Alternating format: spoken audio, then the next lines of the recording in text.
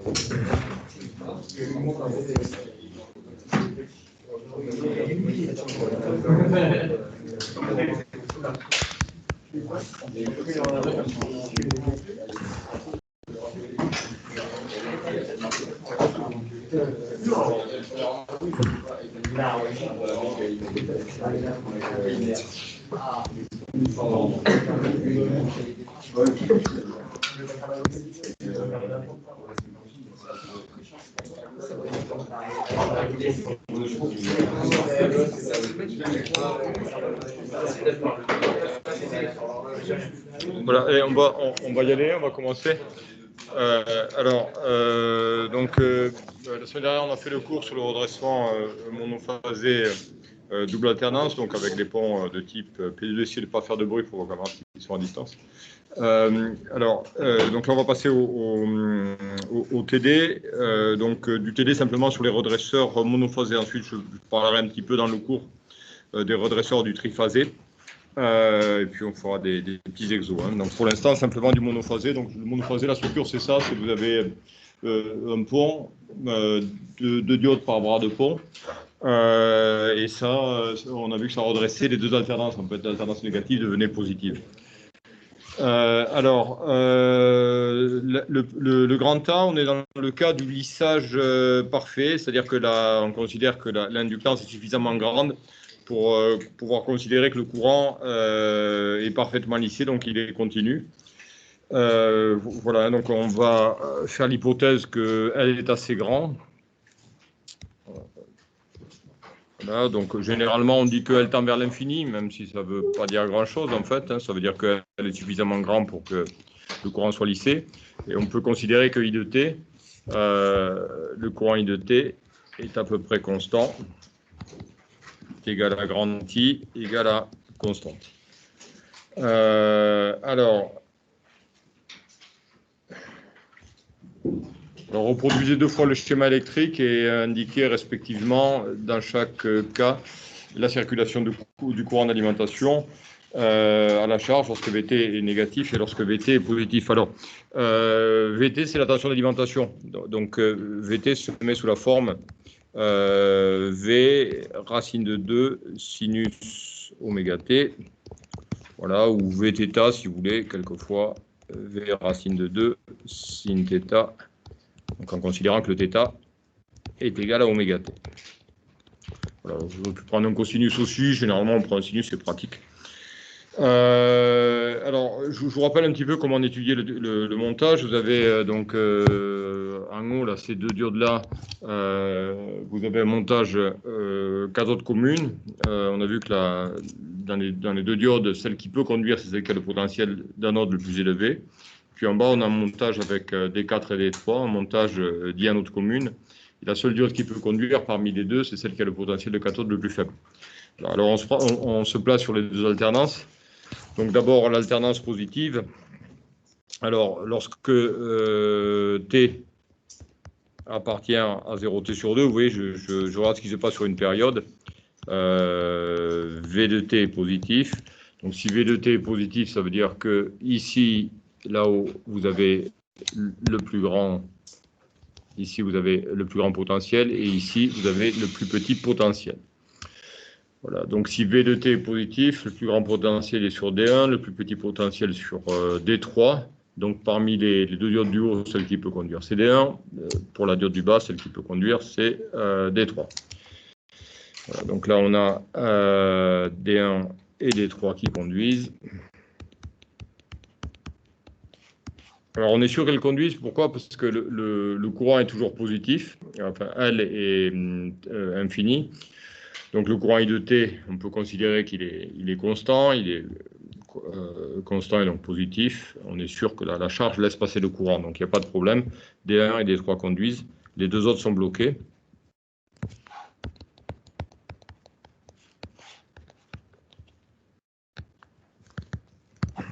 Alors, on peut redessiner le montage.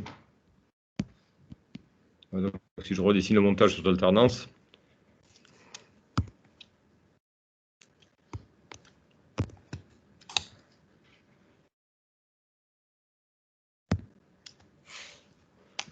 alors on peut donc remplacer ce que vous pouvez faire ici pour voir ce qui se passe, puisqu'on vous demande de chercher le IALIM, de montrer ce que vaut le IALIM par rapport à I de T. Donc si les deux diodes conduisent, on peut remplacer ces deux diodes-là par des fils.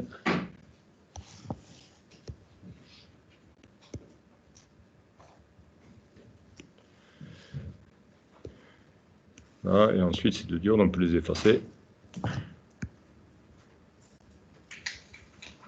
Là, on a ça, et donc ça conduit. Ici, vous avez un fil, et ici, vous avez un fil aussi. Voilà, donc là, ID1, ici j'ai ID3. Alors ce que je peux dire ici sur l'alternance positive, donc là c'est lorsque V de T est positif. Alors on a le courant qui passe par D1 et D2, donc vous avez D1 et D3. Donc vous avez I à l'IM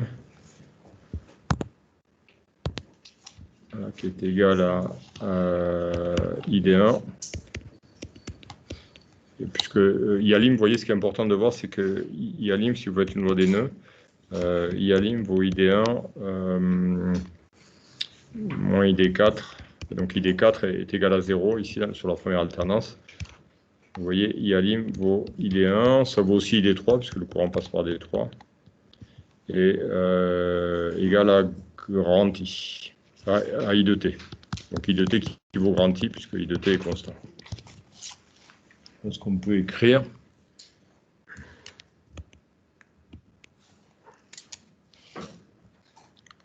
Voilà, sur la première alternance.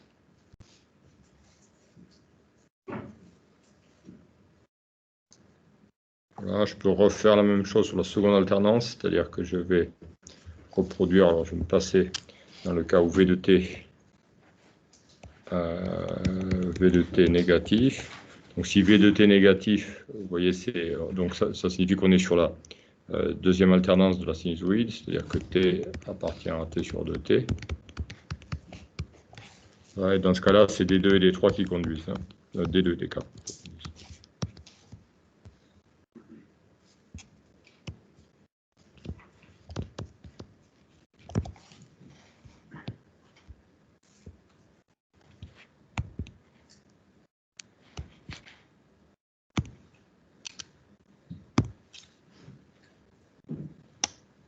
Voilà, donc si j'ai D2 et D4 qui conduisent, je peux effacer les deux autres.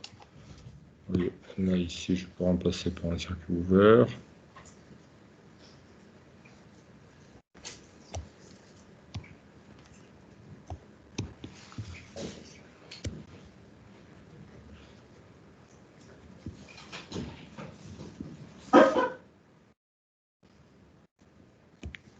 Puis ceux-là, je peux les remplacer par un fil. Vous voyez, le circuit. Alors.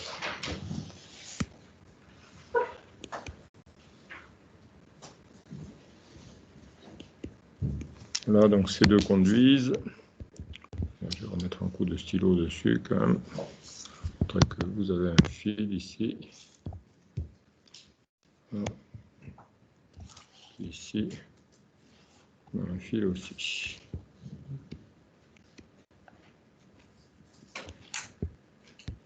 Là, le circuit. Voilà, alors là,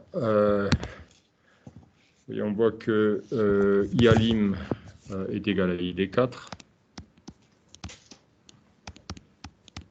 IALIM est égal à ID4. Non, est égal à moins ID4, puisque vous voyez ID1 moins ID4. Donc moins ID4. Donc c'est aussi moins ID2. Et ID4, vous voyez vos garanties. Donc là, vous avez IALIM qui vaut moins I de T, et le moins I de T, c'est moins I, hein, puisque le I est constant.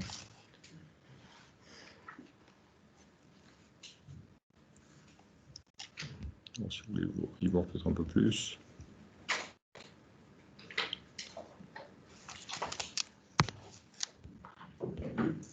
Voilà, donc on a étudié, j'ai étudié donc les deux alternances en fait de la sinusoïde.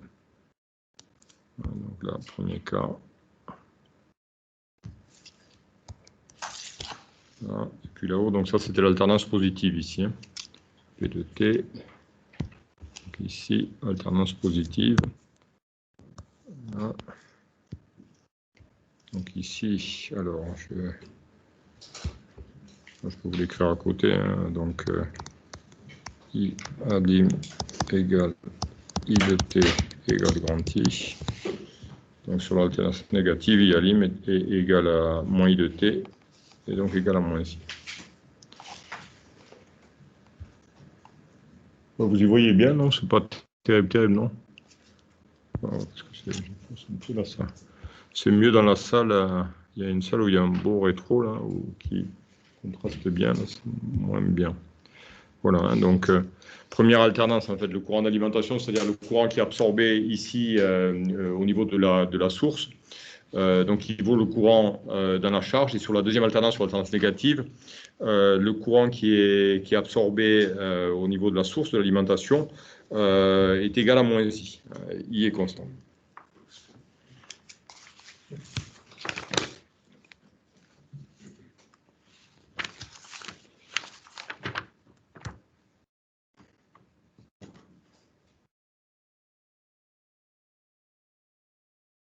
Oui. Dans les deux cas, le courant traverse dans le même sens la charge. Oui, voilà, mais le coup, bien sûr, parce que c'est redressé. Vous voyez, côté charge, en fait, vous avez la tension et le courant redressé. D'accord? Là, l'inductance est suffisamment grande pour qu'on puisse considérer que le courant dans la charge est parfaitement lissé, donc est parfaitement constant. Voilà. Et donc, par contre, si on va au niveau de la lime, sur la première demi-période, vous avez le courant. Alors, oui, effectivement, ça paraît assez curieux. C'est-à-dire que vous avez le courant qui va être constant entre 0 et T sur 2, égal à I. Et puis, entre T sur 2 et T, le courant va être égal à moins I. Vous voyez, ça va faire un ciel carré au niveau de la lime. Donc, ça va créer de la puissance déformante. Effectivement, le courant est déformé. Vous voyez que la tension est sinusoïdale sur la lime. Par contre, le courant, il va avoir une forme carrée au niveau de la lime. Donc, vous allez avoir de la puissance déformante, puisque vous vous retrouvez avec un ciel carré qui est en phase, enfin, qui se superpose au signal de tension sinusoïdale à l'entrée. Par contre, il est déformé, et donc il y a de la puissance déformante qui va apparaître. Voilà, alors, on peut tracer les chronogrammes pour avoir peut-être une idée de ce qui se passe. Ça peut être intéressant, parce qu'on vous demande pour vous, donc, l'allure du courant.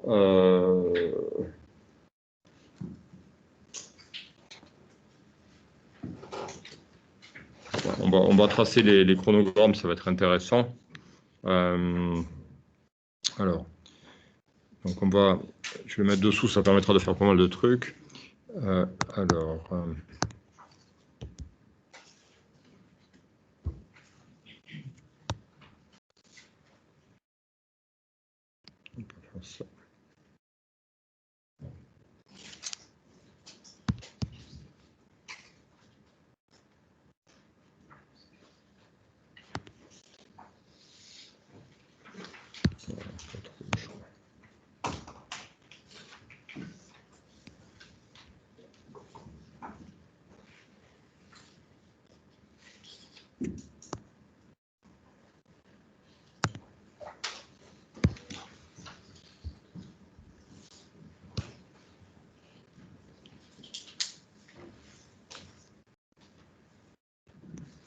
Voilà, alors là, je vais vous mettre donc là, la tension.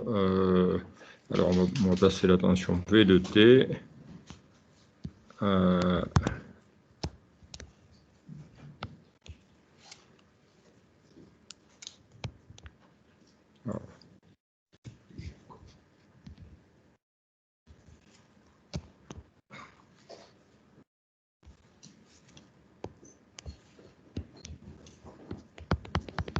Là, je vais placer V de T.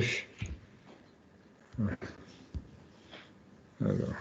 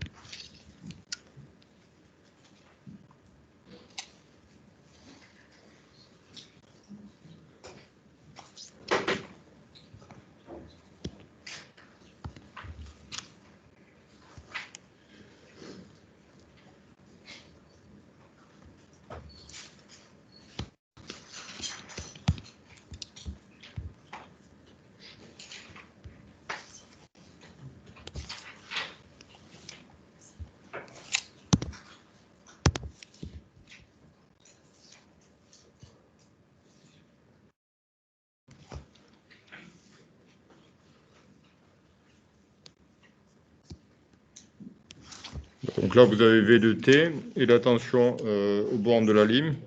On l'appelle U de T. Je vais vous la représenter aussi. Donc U de T. Alors U de T, c'est la tension redressée double alternance. Et ça vous donne. Alors ça suit sur l'alternance positive, ça c'est au niveau de la charge. Vous voyez, ça suit donc l'alternance positive et ensuite ça redresse l'alternance qui est négative.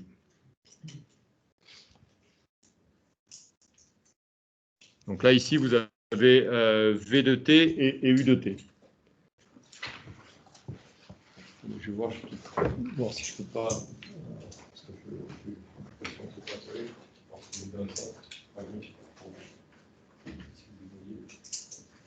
c'est mieux comme ça, peut-être. Non, oui. Oui, mais ici, peut-être, je ne sais pas. Le tableau, peut-être. Bon, on va faire l'inverse. Merci, c'est ce qui n'est pas là.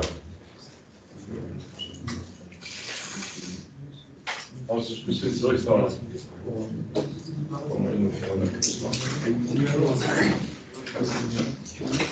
Ouais, je sais pas. Ouais, comme il n'y a pas des contrastes importants avec le. Bon, faire avec.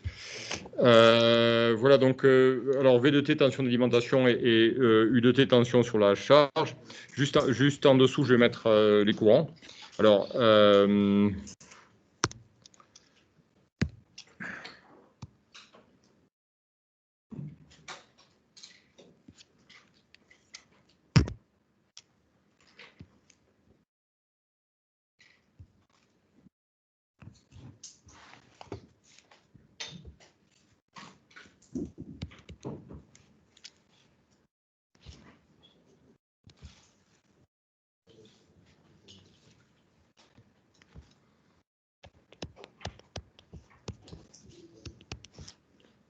T sur 2 et T. Alors, le courant dans la charge, grand I est constant. Vous voyez, vous avez un courant ici.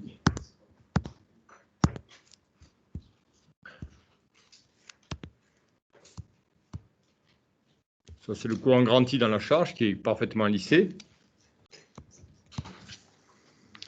Et ensuite, vous voyez ce qu'on peut tracer. Alors, on peut tracer peut-être ID1 pour bien voir ce qui se passe. Donc là, je vais tracer ID1,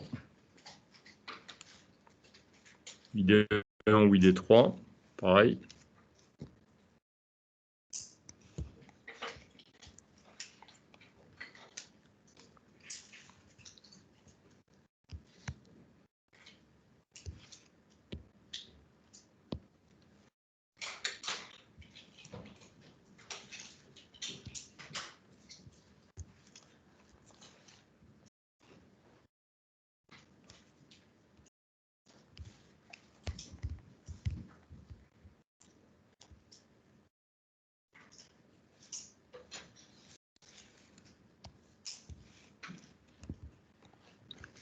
Donc en vert, ID1. Et puis ensuite, je vais mettre ID4. D4 et D2 conduisent sur l'autre alternance. On va essayer de mettre un petit peu de couleur pour que ça contraste peut-être un peu mieux.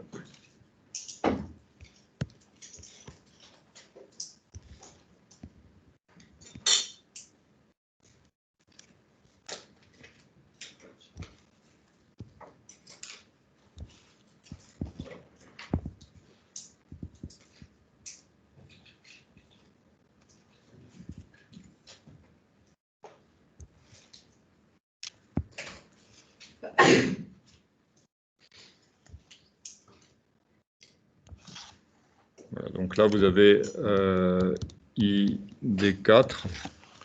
Alors, et ensuite, je ne sais pas, vous arrivez à distinguer, c'est bon, vous avez compris? Là, vous avez, alors, regardez, vous avez le courant ID constant, vous avez le courant ID1 qui fait ça, vous voyez, c'est-à-dire que le courant passe par D1 pendant la première alternance, ensuite D1 est bloqué, il passe donc du coup par D4 ou par D2, d'accord? Ici, vous avez ID4, ID4 c'est aussi D2, ID1 c'est aussi ID3. Et ensuite, on peut tracer le VALIM. Alors, le IALIM. Le IALIM, je vais vous le mettre en dessous.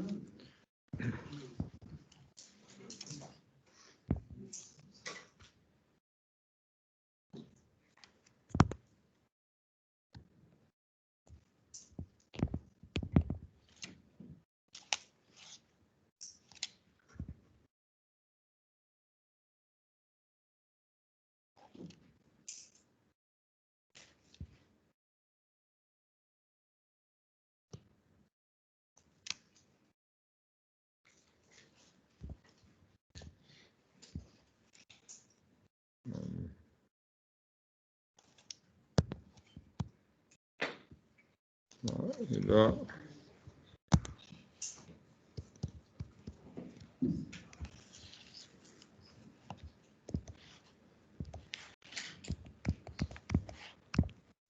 Donc le IALIM, donc d'abord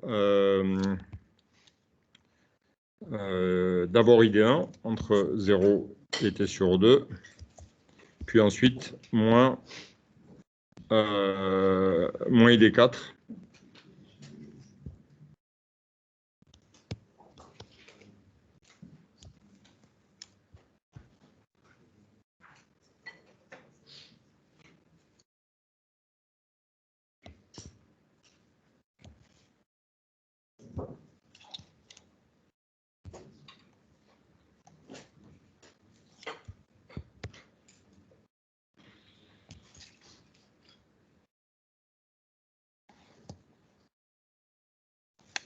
Voilà.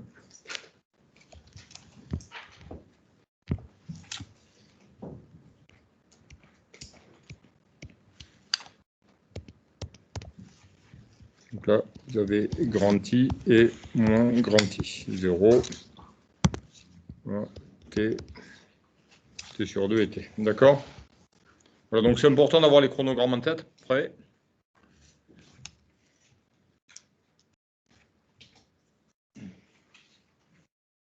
Oui.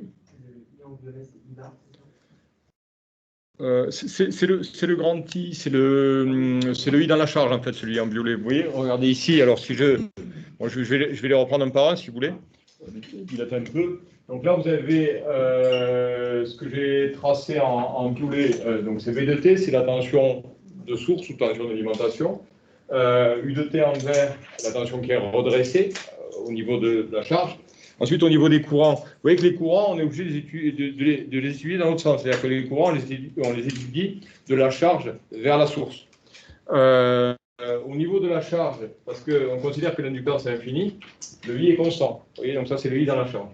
Ensuite, en vert, vous avez le ID1. Le ID1, c'est aussi ID3. Vous aurez pu mettre ID1 égale ID3, si vous voulez. Et ensuite, pendant l'alternance négative, entre T sur 2 et T, c'est ID4 et ID2 qui conduisent le courant. Donc en bleu ici, vous avez le courant ID4. Et ensuite, on arrive au courant à la source, au courant d'alimentation. Et je l'ai ici. Donc IALIM vaut ID1 moins ID4. Donc ID1 en vert. d'accord, entre 0 et t sur 2. Et ensuite, ID4 est en bleu ici, entre t sur 2 et t. Et comme IALIM vaut moins ID4, vous voyez d'abord grand I, et puis ensuite moins I, grand I, etc. D'accord?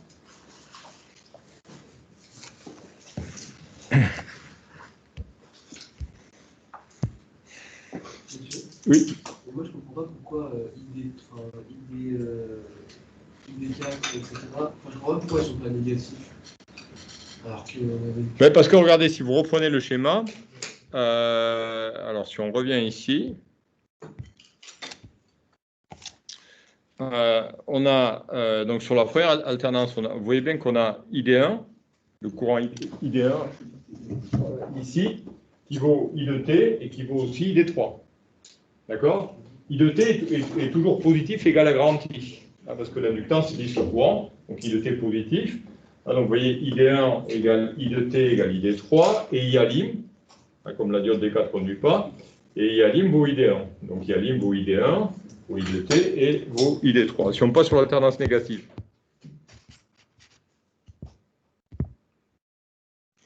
sur l'alternance négative, donc les diodes D1 et D3 sont bloquées, D2, D4 conduisent. Vous voyez que le courant donc, passe par D2 et par D4. Donc là, le ID2, vous voyez, le ID2, vous l'avez ici, hein, le ID2, vous l'avez là, le ID4, vous l'avez là. Vous voyez, ID4, le ID2 n'est pas noté. Donc on a bien le I de t qui vaut grand I qui est égal à I de 2, il est aussi égal à I de 4. Par contre, il est égal à moins IALIM. IALIM, c'est moins I. IALIM, c'est moins I. Vous voyez la loi des nœuds, si vous faites la loi des nœuds, quand vous avez votre pont entier, vous avez IALIM qui vaut ID1 moins ID4. D'accord? Pendant l'alternance positive, IALIM vaut ID1, et pendant l'alternance négative, IALIM vaut moins ID4. Mais le courant I, pendant la première alternance, il vaut ID1 ou ID3, puisqu'il passe par D1 et par D3. D'accord? Et pendant la deuxième alternance, le courant IALIM, il vaut ID2 ou il vaut aussi ID4, puisqu'il passe par D2 et par D4. D'accord? C'est bon?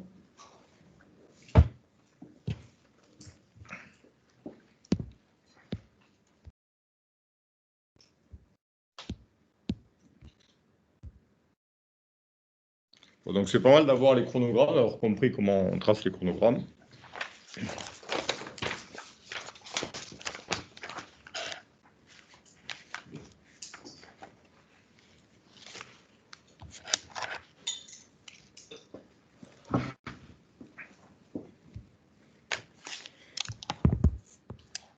Alors, on vous demande à la question grand A, pouvez-vous déduire ou déterminer la tension borne de l'inductance?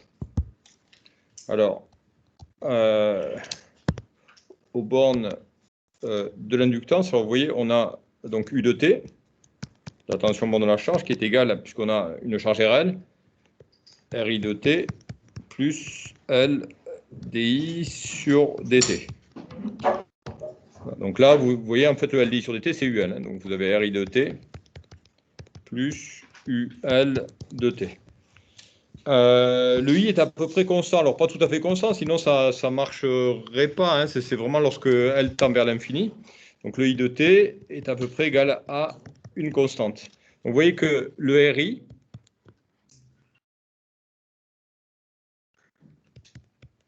pour à peu près une constante. Et donc, vous voyez, UL de T va être égal à U de T moins RI. C'est-à-dire que UL de T, la tension borne de la bobine, c'est la tension redressée U de T moins RI qui est une constante. Donc, le RI, en fait, c'est la valeur moyenne de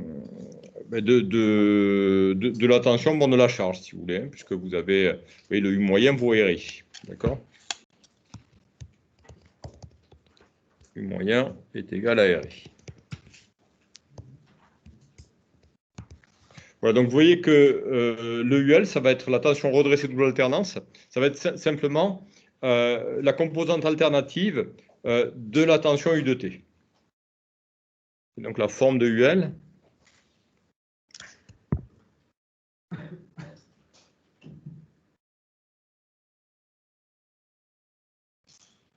je vais essayer de représenter.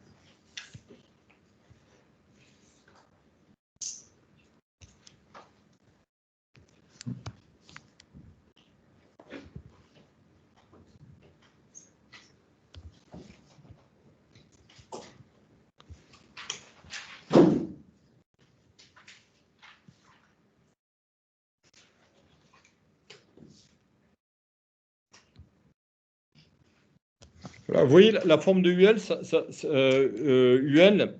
Ce qu'on peut dire du UL, c'est que UL va être sans composante continue, puisque vous avez, vous voyez, U de T,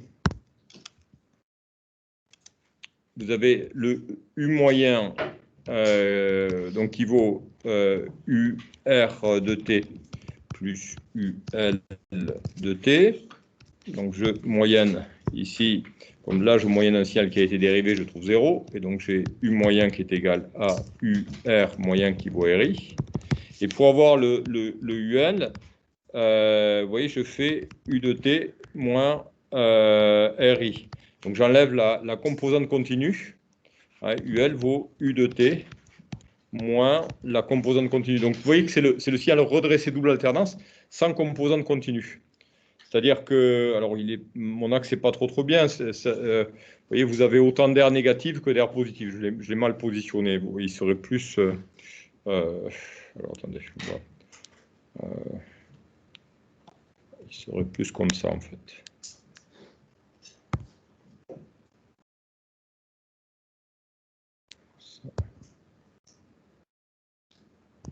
Il est plus vers le bas en fait. Il est plus comme ça.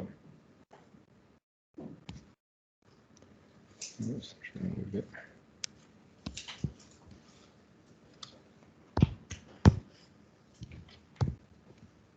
C'est-à-dire qu'il faut qu'il y ait autant d'air, vous voyez, quand vous le représentez, il faut qu'il y ait sur une demi-période, qu'il y ait autant d'air ici, vous voyez, que d'air sous l'axe des abscisses.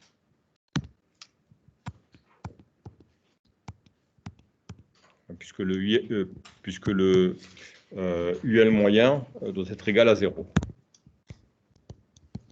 Monsieur? Oui, je vous écoute. Est-ce que vous pouvez juste mettre les T sur 2 sur le graphique, s'il vous plaît? Oui, d'accord. Merci. Là, vous avez 0 ici, et puis là, vous avez la demi-période. T sur 2. Et là, vous avez la période entière, donc T ici.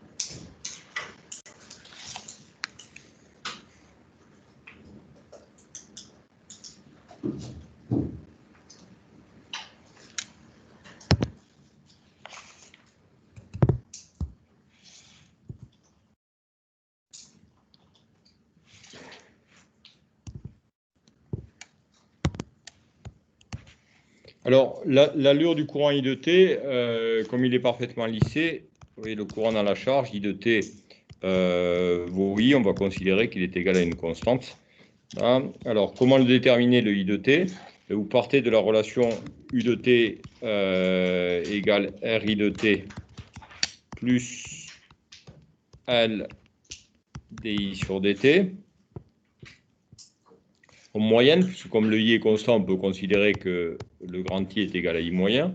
Je moyenne, U moyenne égale RI moyen, qui n'est rien d'autre que le courant I, plus le LDI sur dt moyen, qui vaut 0, hein, puisque la moyenne d'un signal périodique est dérivée, il n'a plus la composante continue, ce qu'on a vu tout à l'heure, donc on se retrouve avec U moyen, qui est égal à RI moyen, égal à grand RI, hein, puisque je l'appelais grand I. Donc vous voyez que j'ai mon grand I qui vaut U moyen sur R. Et vous vous souvenez ce que valait le U moyen? Ça valait 2V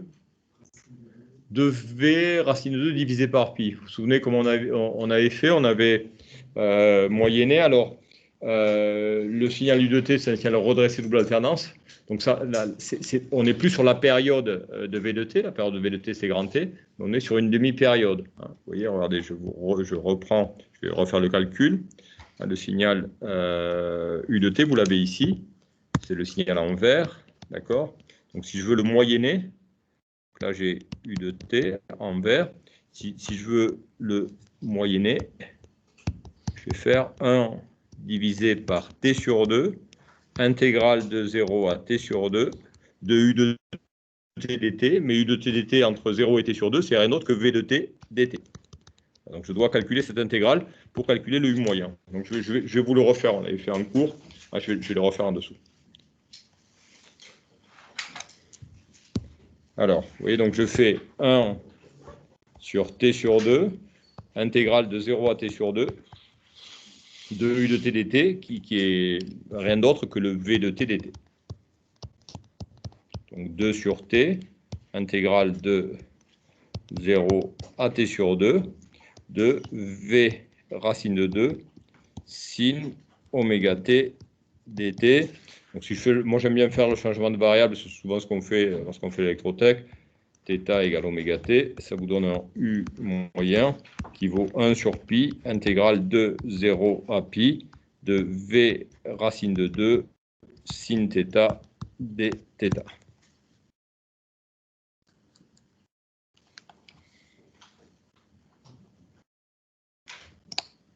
Euh, 1 sur pi, excusez-moi, ici, 1 sur pi. Voilà.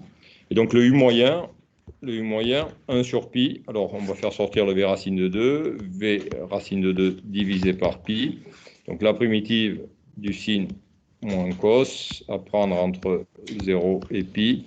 Et qu'est-ce que ça vaut? Moins cos θ entre 0 et pi. Hein, moins cos θ entre 0 et pi, moins cos pi plus cos 0, ça vaut 2. Donc 2V racine de 2 divisé par pi. Ce qu'on peut remarquer, c'est je crois que le 2 racine de 2 divisé par pi, ça vaut à peu près 0,9. C'est environ 0,9 V. Je vais le recalculer, puisque 2, c'est racine de 2, c'est 31. Je vais le refaire.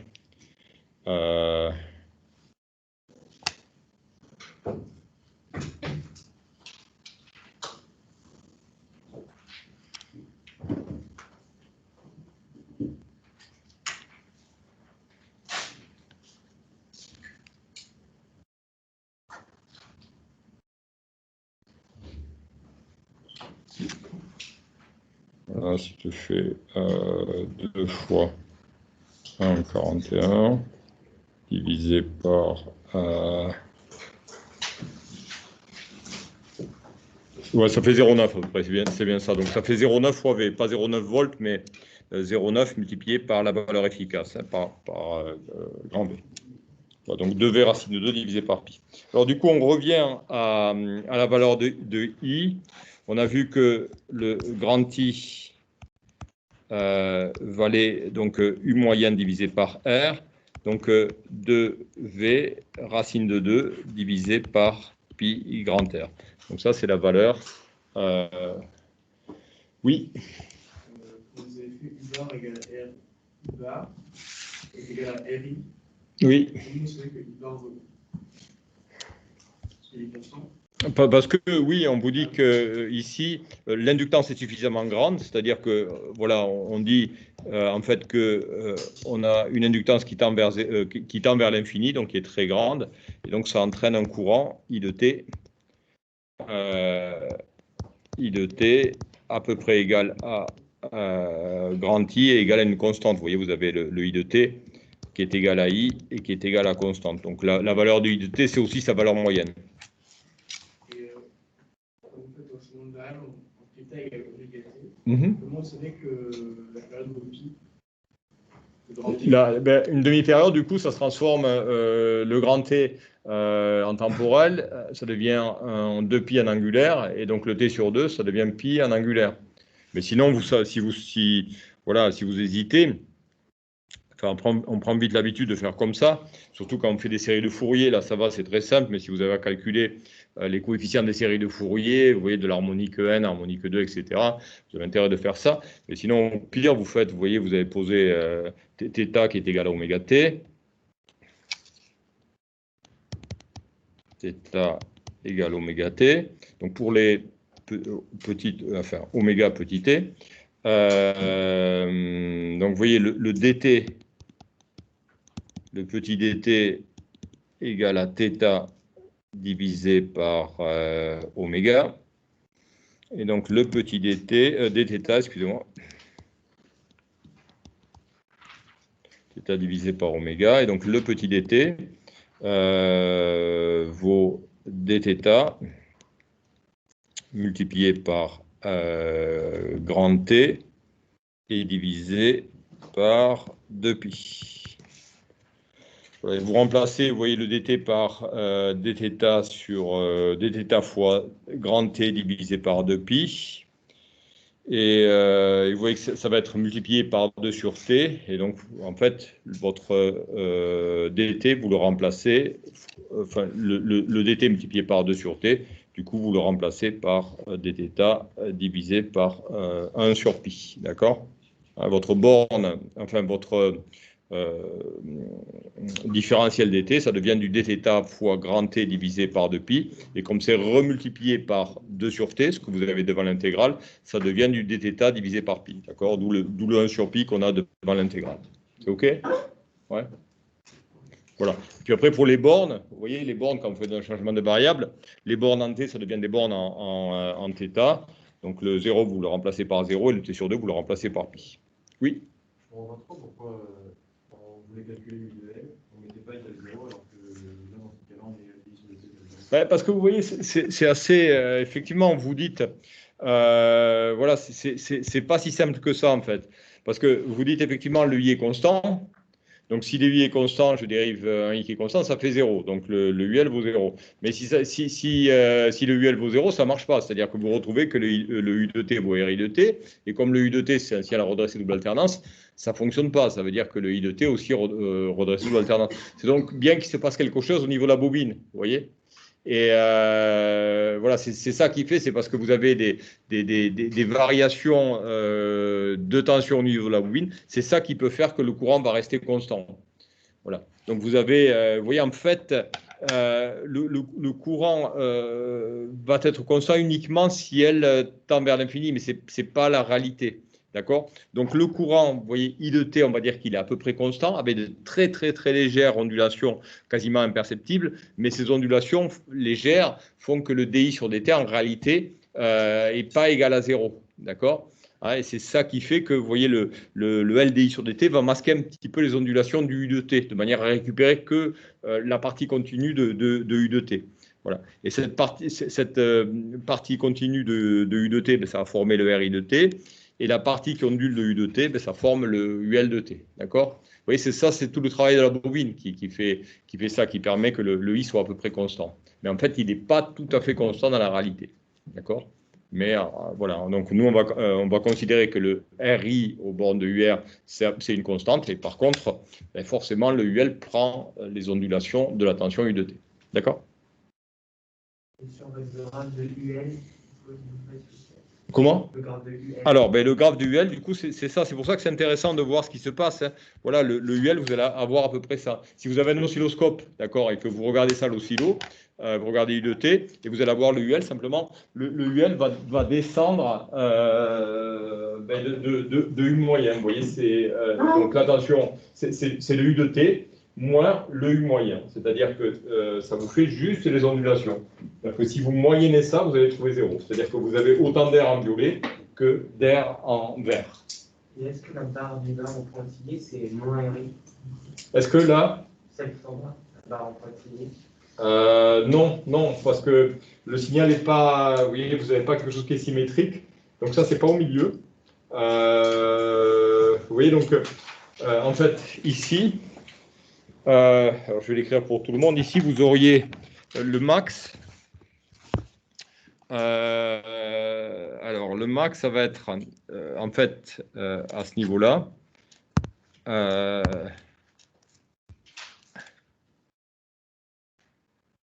Voilà. Alors, dites-moi ce que vous auriez ici. Est-ce qu'il y en a qui voient ce qu'on a comme valeur max ici?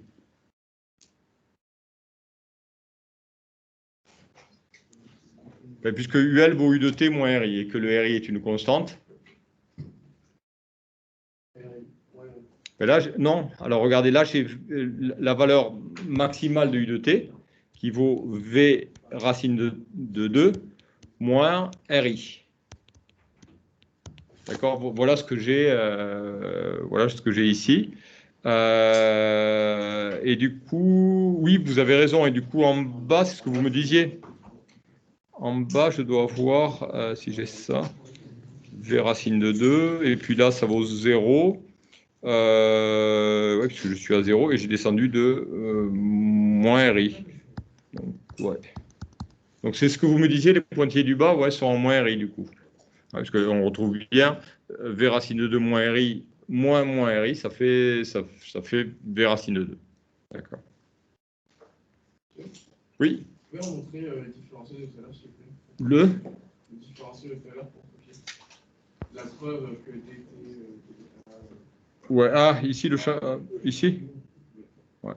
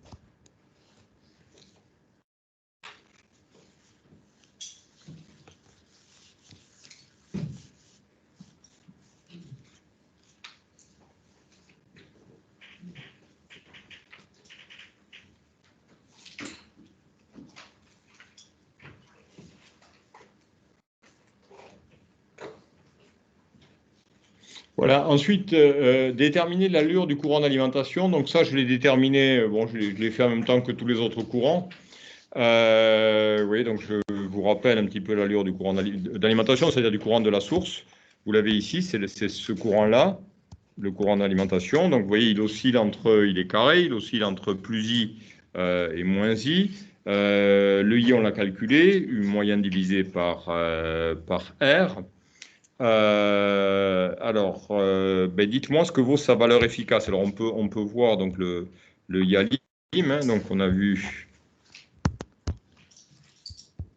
I à lim, donc je le remets ici, hein, c'est un signal carré qui vaut plus ou moins I. Donc que vaut le I à lim moyen? La valeur moyenne, vous voyez, c'est signal carré qui oscille entre plus ou moins I. Donc sa valeur moyenne vaut 0. Que vaut sa valeur efficace? De grand I à lim. Puisque c'est carré, il oscille entre plus I et moins I. Sa valeur efficace vaut grand I. D'accord? Vous savez que pour avoir la valeur efficace, qu'est-ce qu'il faut faire? Il faut élever le I à lim au carré. Si vous l'élevez au carré, ça fait grand I carré, ça devient une constante. C'est-à-dire que vous avez le I à lim de T. Vous voyez, le I à lim de T égale à grand I carré égale à constante. D'accord? Donc le I à lim efficace est égal à grand I. Donc U moyen sur R, donc 2V, racine de 2 divisé par pi R.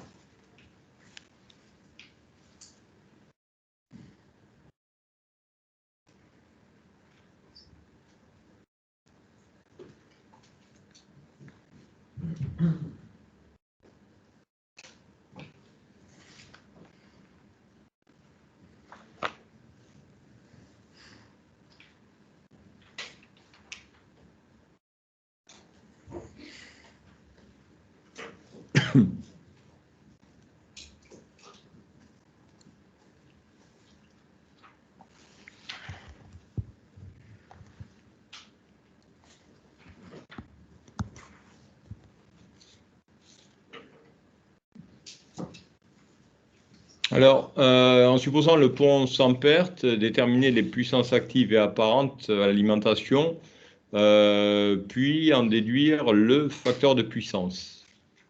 Alors, je vous rappelle que V de T, vous savez, alors, au niveau de la... Ouais.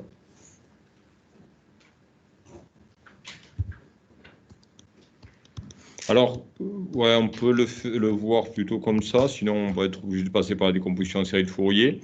Alors, le point sans perte, qu'est-ce qu'on peut dire du P à lim et du P consommé par la charge?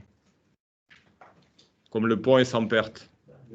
C'est le même, d'accord? Puisque les diodes, elles ne consomment pas de puissance. Donc, on peut dire P à lim égale P charge. Et comment vous calculeriez la puissance qui est dissipée par la charge?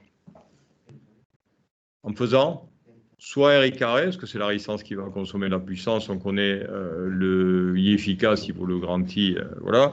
Soit vous faites aussi, vous pouvez faire, si vous n'êtes pas trop sûr de votre coup, faites U de T multiplié par I de T, donc qui est la puissance instantanée, et vous la moyennez. D'accord? Et vous savez que le I, c'est une constante, donc ça vous fait du U de T multiplié par I, moyenné. Comme le I est une constante, vous pouvez le faire sortir, et donc ça vous fait U moyen multiplié par I. Donc le P à lim qui est égal à P charge vaut U moyen multiplié par I, donc 2V racine de 2 divisé par pi multiplié par grand I. Ou RI carré également, et comme le I, vous pouvez le remplacer du RI carré de grand I, vous pouvez le remplacer par 2V racine de 2 divisé par pi R, ça revient au même. Hein. Voilà. Alors, ensuite, la puissance apparente, on peut la calculer, c'est pareil, on va pouvoir la calculer des deux côtés. Je peux soit la calculer côté charge, soit la calculer côté alim. Ça va être plus simple de la calculer ici. Plutôt côté alim. Oui, pourquoi? Parce que la tension d'alimentation, c'est une tension sinusoïdale. Et ensuite, on connaît la valeur efficace, on l'a calculée, du courant d'alim. Donc, on peut faire effectivement, V efficace alim multiplié par I efficace alim. Donc, qu'est-ce qui vaut le V efficace alim?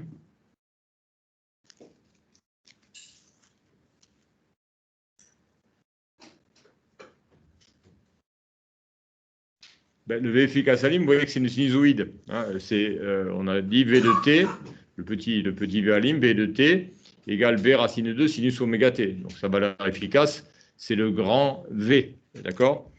Et la valeur efficace du I alimentation, on l'a calculé, c'est grand I. D'accord? Donc le facteur de puissance,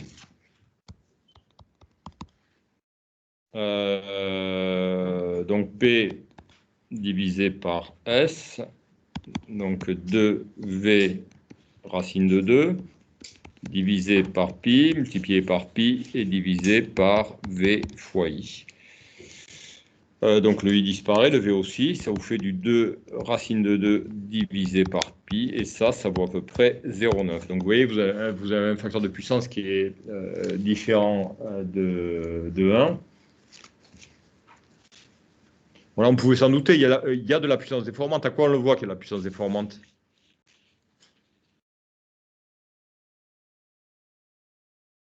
Comment? Ouais, le cosinus de phi, par contre, vous avez vu, vous avez toutes les tensions et les courants quand même qui sont en phase. Donc le cosinus phi, vous allez trouver. Enfin, le cosinus phi, vous le faites quand vous êtes en régime sinusoïdal pur, ce qui n'est pas le cas ici. Hein. C'est-à-dire que le courant n'est pas sinusoïdal ici. Vous avez vu que la tension est sinusoïdale à l'entrée. Par contre, le courant qui est absorbé par l'alimentation, c'est un courant qui est carré. Donc la puissance déformante, elle vient de là. Elle vient du fait que vous avez une tension qui est sinusoïdale et que vous avez un courant qui est déformé, puisqu'il est plus sinusoïdal. Donc c'est ça qui engendre de la puissance déformante. D'accord? Voilà. Comment?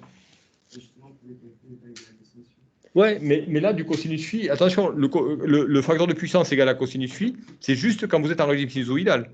Dès que vous êtes en régime déformé, dès qu'il y a des harmoniques, vous voyez, on ne parle plus de cosinus phi, on fait P sur S, il faut faire P sur S. Le seul cas où le P sur S est égal au cosinus phi, c'est quand vous êtes dans du régime sinusoïdal pur, du fait que vous avez la tension et le courant qui sont déphasés, et généralement, ça c'est dû aux éléments réactifs, d'accord? Et là, vous avez. Donc ici, on fait plutôt directement P sur S, vous voyez. Et là, il faut bien voir que si vous regardez la tension, c'est une sinusoïde, mais si vous regardez le fondamental du courant d'Alim, il est en phase avec la sinusoïde. Donc il n'y a pas de phi, il n'y a pas un phi 1. Il n'y a pas un phi 1. Donc là, ça vient vraiment du fait que vous avez un courant qui est déformé, et ça, c'est dû aux effets du redresseur. Vous voyez, ça veut dire quoi? Vous voyez que c'est assez gênant. Ça veut dire que le courant qui va être tiré du réseau électrique, il a quelle forme? Il est carré, le courant. Hein, il est carré, il n'est pas sinusoïdal. Et le réseau électrique, on a dû vous dire au premier semestre qu'il n'aime pas trop ça. Hein, ça fait si vous tirez un courant carré, ça veut dire quoi? Ça veut dire que le courant qui passe dans les fils du réseau électrique, il a cette forme-là. D'accord? Donc ça veut dire qu'il y a plein d'harmoniques dans le réseau de distribution d'électricité. Donc ça, c'est jamais très bon. Vous voyez? Donc toute l'électronique de puissance, alors là ici c'est un simple redresseur, ensuite vous avez des onduleurs, des hacheurs, etc. Tout ça, des alimentations découpage, tout ça, ça génère des harmoniques sur le réseau électrique. Ça pollue, on dit que ça pollue le réseau électrique. C'est toute l'électronique de puissance que vous avez, vous voyez, qui sert aux commandes, qui sert à redresser, etc., qui va polluer le réseau électrique. Et ça, bien sûr, ces harmoniques, on en fait la chasse, c'est-à-dire qu'on essaie, voilà, avec soit des asservissements, soit des filtres, etc., on essaie d'éliminer ces harmoniques qui polluent le réseau et donc, voilà, qui d'une certaine manière vont abîmer le réseau électrique, puisque le réseau électrique, il est fait pour fonctionner en régime sinusoïdal. Donc ça, c'est des problèmes qui ne se posaient pas il y a on va dire une quarantaine d'années à peu près sur le réseau. Il n'y avait pas trop de redresseurs ou assez peu, et puis même les redresseurs, ce n'était pas forcément des redresseurs à diode, on s'en servait simplement dans l'industrie. Et là actuellement, il y a plein d'alimentations, plein de chargeurs, de redresseurs, etc. Et là, par contre, il faut vraiment être vigilant sur la distorsion qu'on a sur le réseau électrique. Voilà, donc là, je pense que vous aurez des cours ensuite en 3e ou 4e année sur comment éviter de trop polluer le réseau électrique. Hein, puis, voilà, parce que c'est assez problématique. Mais je ne sais pas, mais vous avez déjà dû voir ça peut-être, parce que je crois que lorsque vous avez des harmoniques, en fait, le courant qui passe dans le petit fil, vous avez fait le triphasé, et le courant qui passe dans le fil de neutre, normalement, si le réseau est équilibré, il doit être égal à... quand vous êtes en triphasé, et il doit être égal à 0. Et dès que vous avez des harmoniques, en fait, je crois qu'au niveau de l'harmonique 3, ben, la somme n'est pas égale à 0, et donc vous avez du courant. Si vous êtes en régime déformé, vous avez du courant dans le fil de neutre, ce qui n'est pas bon du tout, parce que le fil de neutre est sous-dimensionné, en fait. Hein. Il est petit, justement parce que la somme des trois courants est égale à 0. D'accord ? Donc il est dimensionné petit. Si on commence à y faire passer du courant, vous voyez, on abîme le réseau électrique. Donc ça pose quand même des problèmes. Voilà, alors on a fait donc, le facteur de puissance, donc ça c'est fait. Comparé avec le résultat que l'on aurait pu obtenir à partir de l'approximation du premier harmonique. Alors, vous voyez, l'approximation du premier harmonique, c'est ce qu'on avait étudié dans le cours la semaine dernière. Et là, bien sûr, si on prend le premier harmonique, on tient compte de l'ondulation, c'est-à-dire qu'on dit que le courant n'est pas tout à fait constant, la bobine n'est pas suffisamment grande.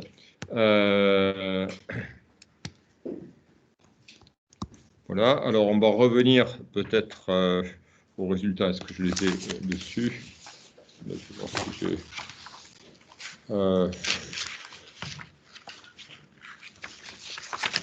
Alors, si vous reprenez, vous allez à la page,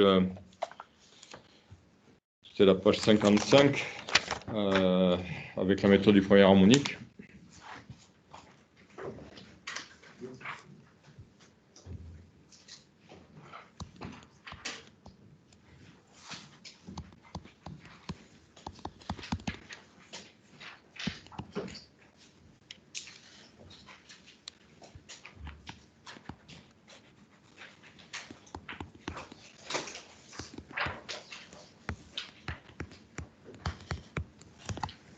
Alors on avait trouvé ça, TOI.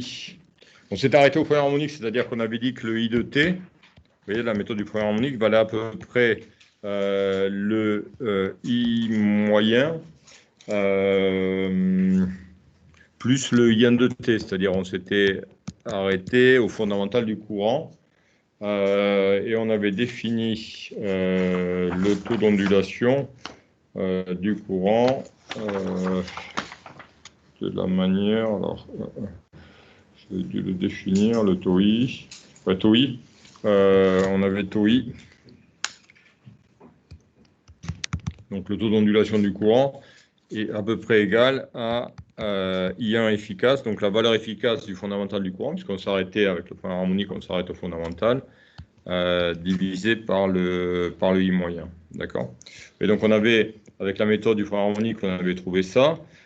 Ici, vous voyez, on considère que le courant est parfaitement lissé. On considère que I de T est égal à I moyen, ce qui signifie que le grand I1, la valeur efficace de l'harmonique 1 du courant, est égal à 0. Donc le taux I, que le taux I vaut 0, et vous voyez qu'on retrouve bien un f de p, si taux I vaut 0, on retrouve bien que le f de p vaut à peu près 2 racine de 2 divisé par pi, en remplaçant taux I par 0.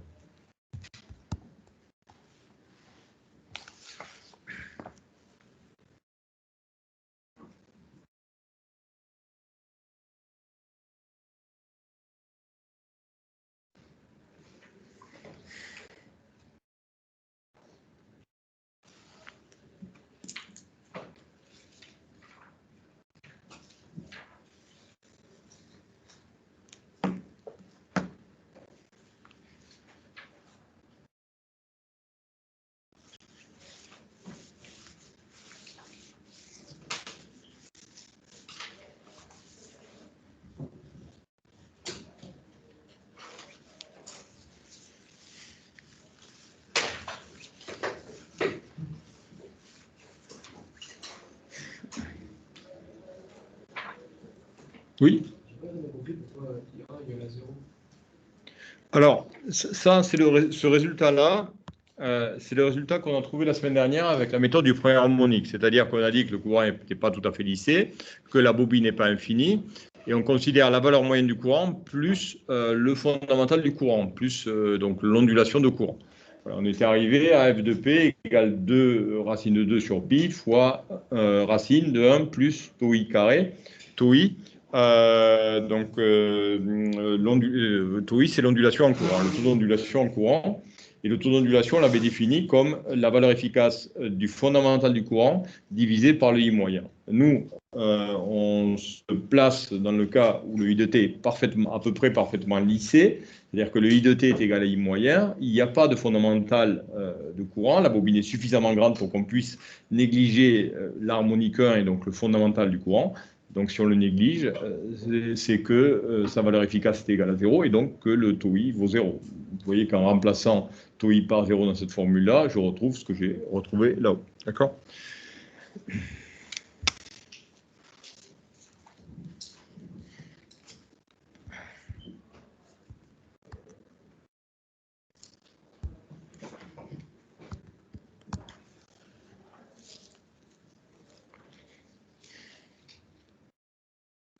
Alors, existe-t-il une puissance déformante ici ? Oui, c'est ça qui va jouer le rôle. Vous voyez, votre puissance réactive, elle est surtout due à cette puissance déformante. Alors oui, parce que la tension V de t est sinusoïdale.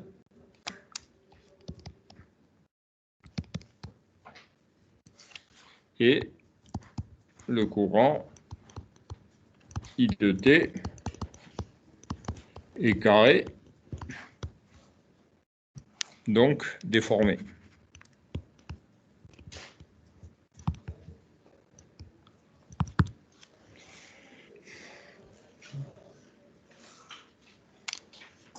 Alors, quels sont les éléments qui font qu'il y a ce courant déformé? C'est à la fois les effets du redresseur et les effets de l'inductance. Donc, cette puissance déformante, ce courant déformé,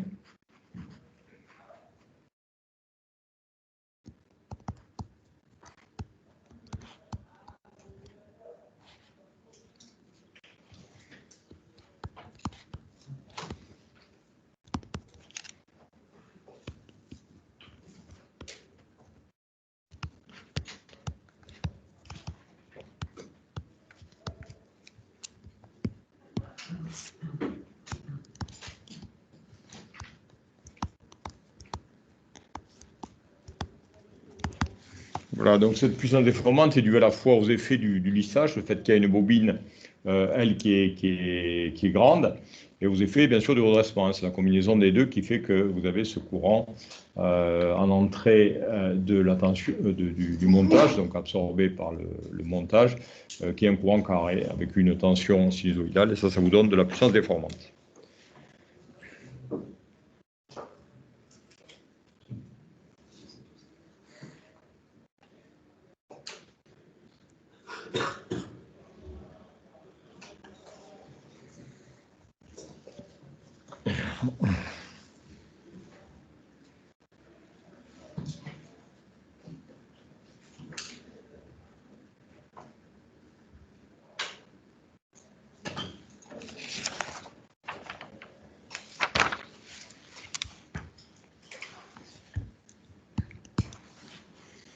Alors, jusqu'à la question 6, on a supposé que les diodes étaient parfaites. On n'a pas donc dimensionné les diodes. On a fait diode parfaite. Le P indice de chacune des diodes est égal à 0. Donc, si diode idéale,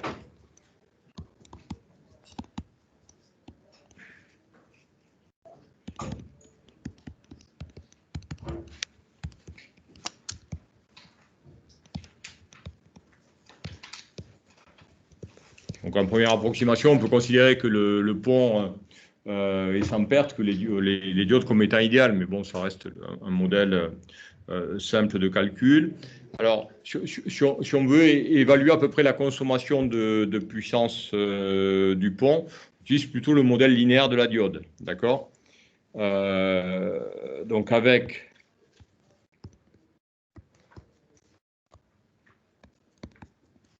le modèle linéaire des diodes,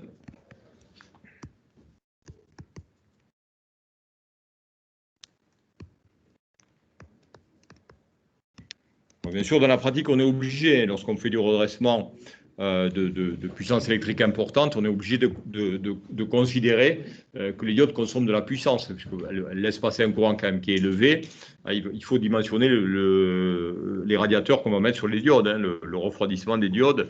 N'oubliez pas que, par exemple, en sortie de centrale, c'est du triphasé, hein, mais voilà, lorsqu'on va distribuer le courant, donc si on doit le redresser, voilà, on risque de redresser des courants qui peuvent dépasser le millier d'ampères par diode, c'est-à-dire que certaines diodes peuvent laisser passer des courants de plus de 1000 ampères. D'autant, je ne sais pas si je vous le disais à vous, mais vous avez des bouts de tronçons qui permettent de se relier à d'autres réseaux où le courant arrive en continu. Alors pourquoi on fait ça? Parce que transporter le courant en continu, pourquoi ça coûte un peu moins cher de transporter en continu?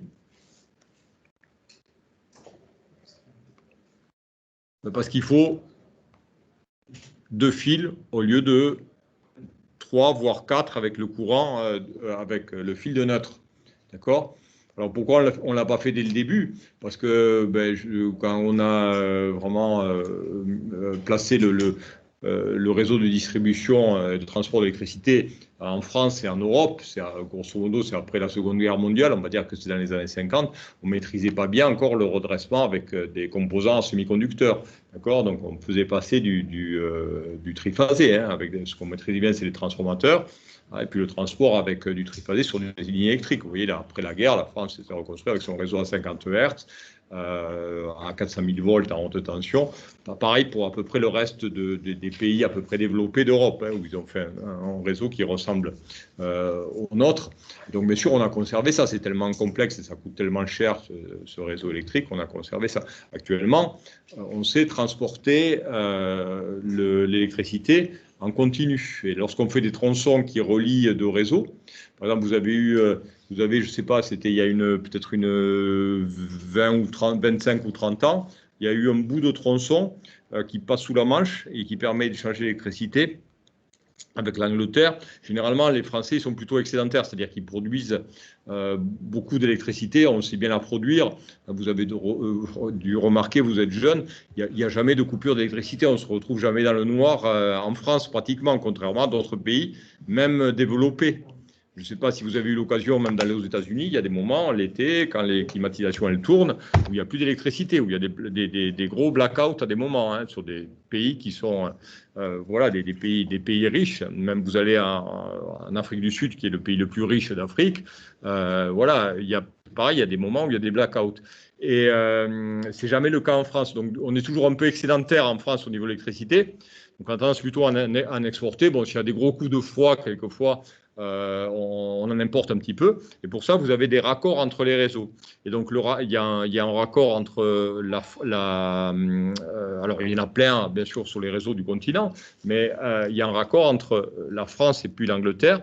Et ça, c'est une ligne en continu qui passe sous la Manche. D'accord? Et là, c'est du continu. C'est-à-dire qu'on redresse. Et ensuite, grâce à l'onduleur, quand on va revenir, par exemple, en Angleterre, on va réonduler ce qui a été redressé. Et puis on peut alimenter. Et donc ça coûte que 2 fils au lieu de coûter du câble, au lieu de coûter 3 fils plus un petit fil. D'accord, ce qui est une sacrée économie en termes de cuivre. Pareil, il y a un bout de tronçon qui avait été inauguré, je ne sais pas si je vous l'avais dit à vous, ça avait été inauguré par Manuel Valls. Ça passe sous les Pyrénées pour aller vers l'Espagne. L'Espagne a besoin d'électricité surtout l'été pour les climatisations. Nous, c'est plutôt l'inverse, c'est surtout l'hiver, on a besoin d'électricité pour se chauffer. Donc il y a un échange comme ça et cet échange se fait en continu. Donc ça, c'est un bout de ligne aussi qui a été inauguré. Donc Manuel Valls, c'était voilà, sous François Hollande, donc c'est il y a 5-6 ans, 6 ans peut-être. Voilà. Vous voyez que maintenant, des bouts de tronçons, on va les faire, ça coûte moins cher parce qu'on maîtrise bien l'électronique de puissance. On les fait plutôt en continu plutôt que des tronçons en alternatif où c'est plus coûteux en termes de cuivre, en fait. Voilà. Alors, voilà. Donc, 6 diodes idéales, on a ça. Et alors, avec le modèle linéaire des diodes, du coup, quand on veut dimensionner, donc ça, c'est pour le diode idéal. Vous vous souvenez, c'était quoi? la puissance dissipée par une diode avec le modèle linéaire. Alors, ben là, vous reprenez votre cours. Donc, on a vu ça. Alors, c'est la page.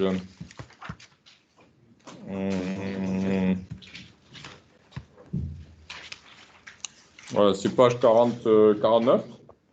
Donc, le modèle linéaire, c'est le modèle avec seuil et puis résistance dynamique de la diode.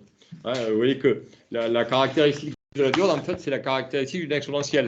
Donc, il y a un petit coude au départ, avant que ça parte vraiment une croissance quasiment verticale. Vous avez un coude, et puis suivant l'endroit où on se place, lorsqu'on polarise la diode par rapport à ce coude, si on est assez haut par rapport au coude, on peut considérer qu'il n'y a quasiment pas de résistance, puisque la caractéristique est quasi verticale. Voilà, donc c'est pour ça qu'on remplace souvent la diode par un fil, lorsqu'elle conduit. Par contre, si on est un peu plus proche du coude, on est obligé de tenir compte de la résistance. Donc, en tenant compte de la tension de seuil, c'est-à-dire du début de la conduction, et ensuite de la résistance dynamique, on arrivait à un P indice D pour les diodes égal à U0 multiplié par le ID moyen plus petit RD ID au carré. Donc le ID moyen, c'est le courant moyen dans une diode, et le ID efficace, c'est la valeur efficace du courant dans une des diodes. Et ensuite, la puissance, pour avoir la puissance qui est absorbée par le pont, on fait perte, on va mettre du PD2 si vous voulez.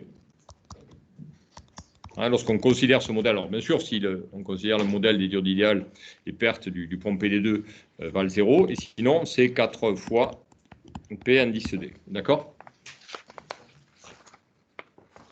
Ça, c'est les pertes totales du pont. Oui. Ben si, parce qu'on tient compte déjà avec les courants ID moyen et ID, on tient compte déjà de l'alternance en fait. Du fait qu'elles conduisent pendant la moitié de la période. Alors on multiplie par 4 comme ça. Voilà. Alors regardez, on va essayer de calculer le ID moyen. Je vais vous remontrer les courbes.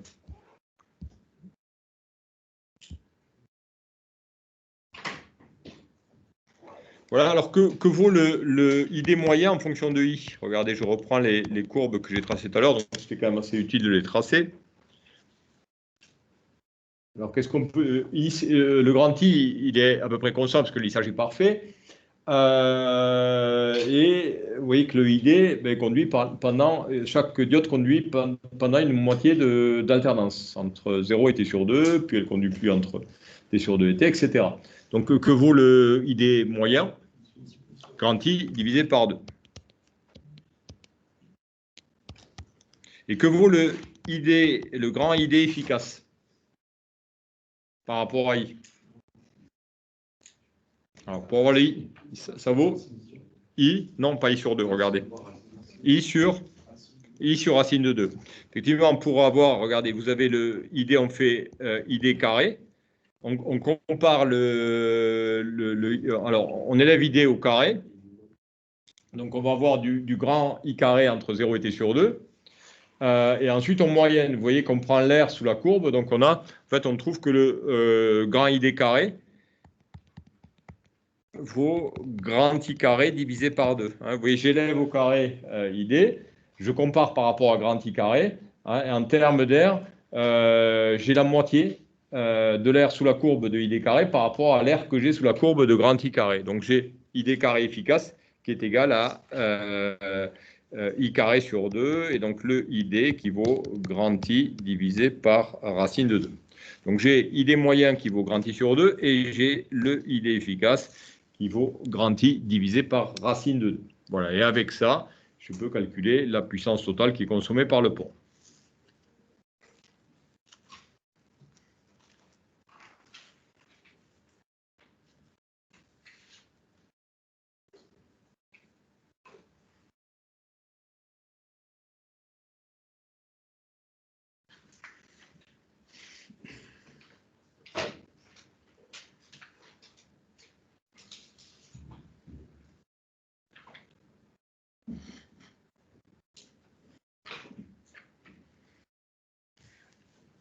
Voilà, alors je reviens mon calcul.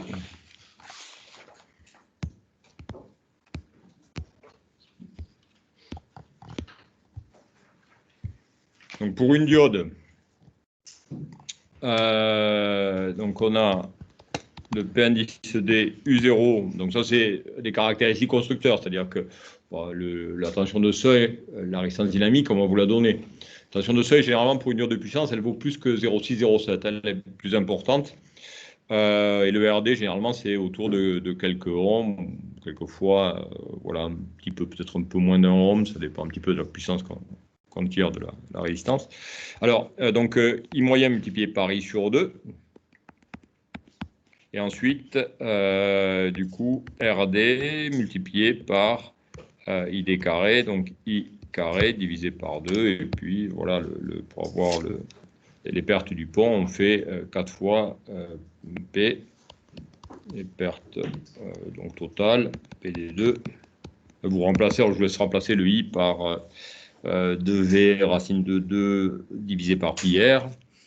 Voilà, et vous faites le calcul, et puis là vous faites 4 fois P indice D, donc 4 0I sur 2 plus RD fois I carré divisé par 2.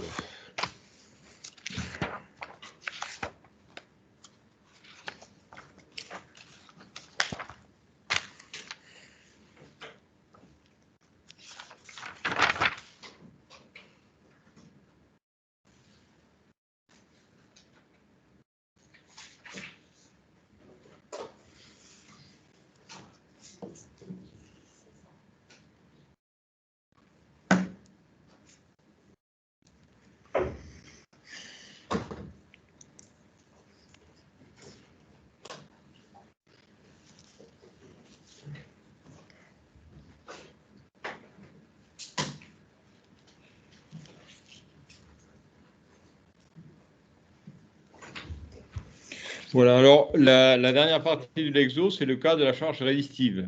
Donc on a envisagé le cas d'une charge RL, d'un lissage parfait. Le lissage, si vous voulez, imparfait, voilà, on l'a fait avec la méthode du premier harmonique, on a vu ça dans le cours. Donc là, on a envisagé grand A, le lissage parfait. On va envisager le cas où la charge est passive et purement résistive, qu'il n'y a plus d'inductance. Donc ça, c'est l'objet de la partie B du cours, charge résistive.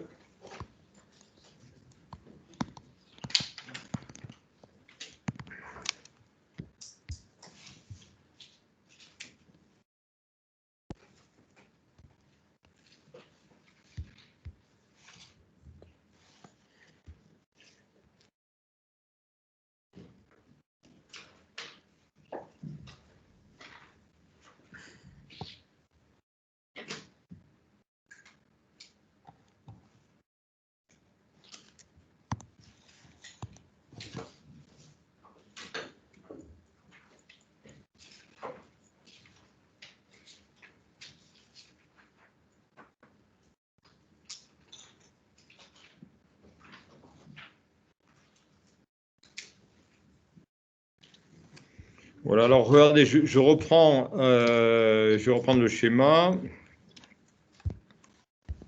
Donc, on va reprendre ça. Alors, est-ce que j'aurais pas intérêt?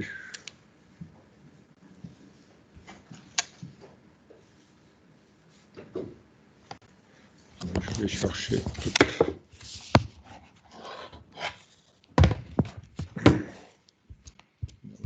On va reprendre tout ce schéma-là.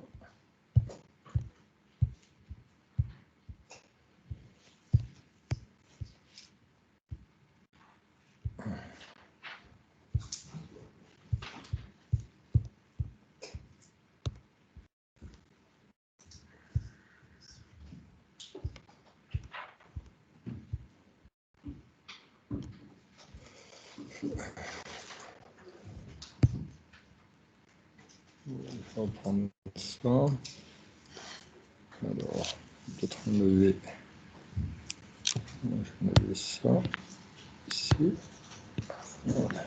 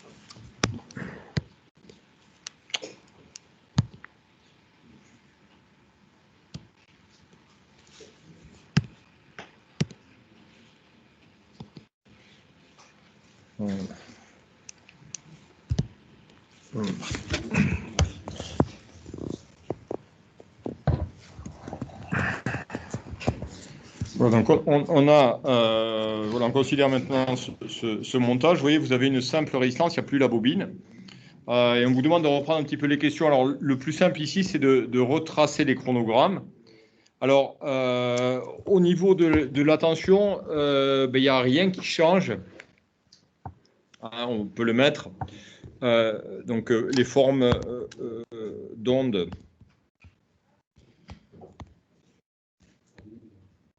des tensions sont inchangées. Je ne les retrace pas parce que c'est quand même un peu long. C'est-à-dire qu'on a une tension V de T qui est sinusoïdale. On a V de T qui est égal à V de T qui est égal à V racine de 2 sin oméga T. Voilà. Et puis j'ai U de T. U de T qui vaut valeur absolue de V de T. Donc ça, vous voyez ce que ça donne comme forme d'onde. Au niveau des tensions, ça reste inchangé. Ce qui va, par contre, bouger, c'est la forme des courants. Alors, les courants, je vais les tracer ici.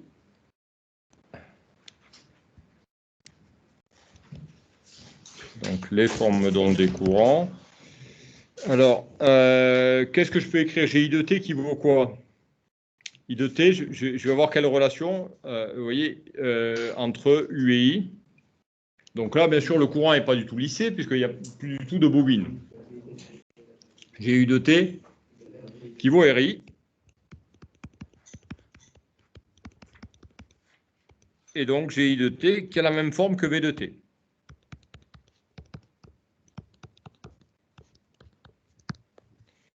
Alors, qu'est-ce que je peux dire des courants? Je vais avoir toujours pareil, I d1 égale I d3 égale I de T.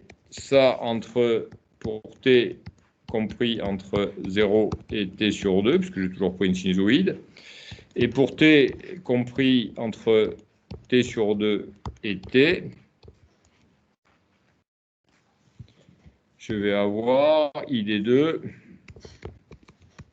égale I d4 égale I de T. Et ensuite, j'ai toujours, on le voit ici, si je fais une loi des nœuds, qu'est-ce que je peux dire de I alim?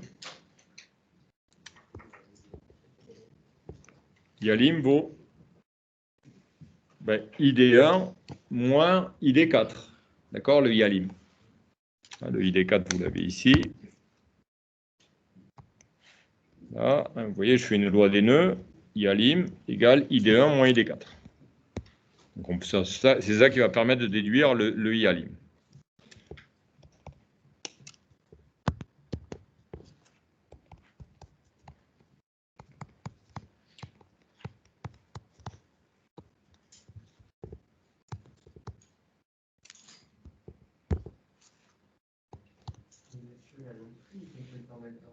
Comment? Non, non. Alors, vous avez bien ce que je vous dis. C'est pour T, qui appartient à 0 T sur 2. C'est les diodes D1 et D3 qui conduisent. Elles conduisent le courant, donc I de T vaut ID1, et ça vaut aussi ID3. Et entre T sur 2 et T, c'est les diodes D2 et D4 qui conduisent. Donc ID2 égale ID4 égale I de T, entre T sur 2 et T. Et pourquoi IALIM est égal à ID1? La loi des deux. Du coup, comme ID1 vaut I entre 0 et T sur 2, IALIM vaut I de T entre 0 et T sur 2. Et comme IALIM vaut moins ID4 entre T sur 2 et T, IALIM vaudra moins I de T entre T sur 2 et T. D'accord? Un coup, si vous voulez, vous avez le ID1 qui va être égal à 0. Attendez, je vais vous l'écrire. Alors, égal. Ah, pourquoi ça n'écrit plus?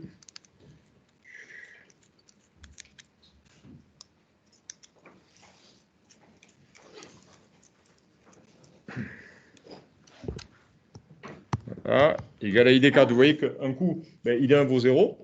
Entre T sur 2 et T, IALIM vaut moins ID4 et donc vaut moins I de T. Et entre 0 et T sur 2, IALIM vaut ID1 puisque ID1 est non nul, ID4 vaut 0 et donc IALIM vaut I de T. Alors je trace tout ça, je vais rapidement pour vous voir un petit peu rapidement l'allure.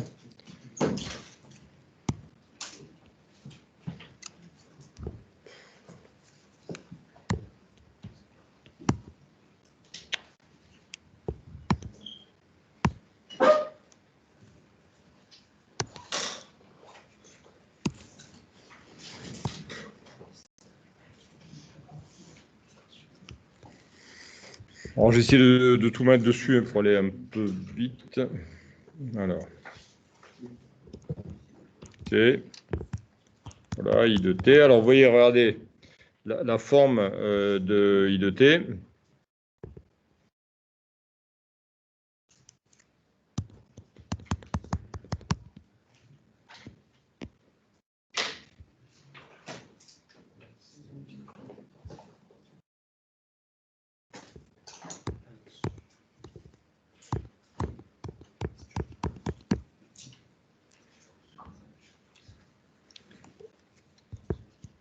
Voilà, donc I de T vaut U de T sur R, donc le max V racine de 2 divisé par R, et ici, moins V racine de 2 divisé par R. Alors,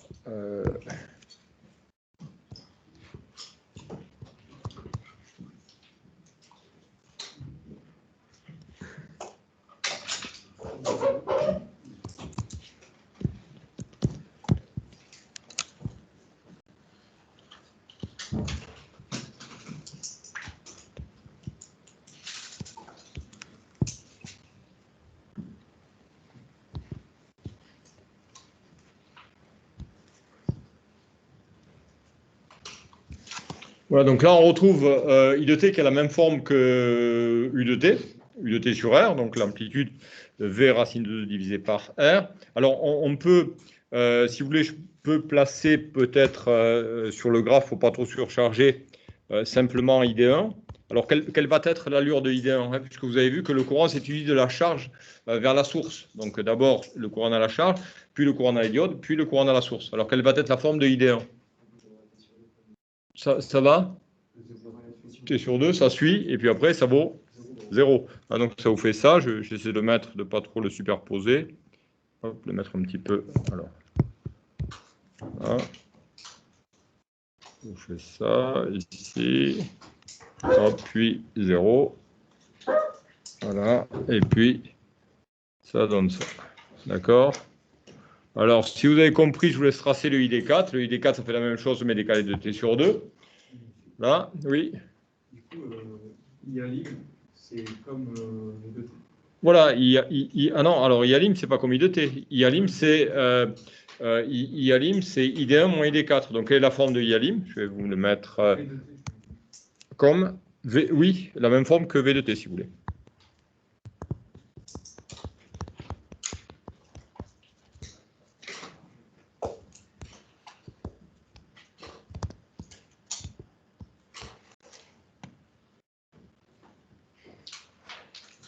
Oui. En rouge, c'est IDT. En rouge, c'est I de T. Ouais, j'aurais dû vous le mettre. Voilà. Oui, en rouge, c'est I de T.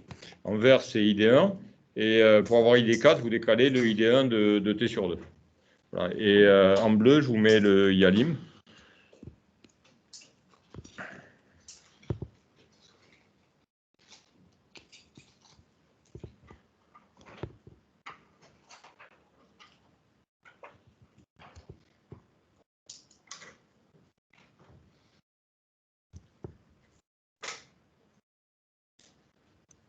Voilà, donc en bleu, voilà, le IALIM va être égal à ID1 moins ID4, donc ça a l'allure d'une sinusoïde.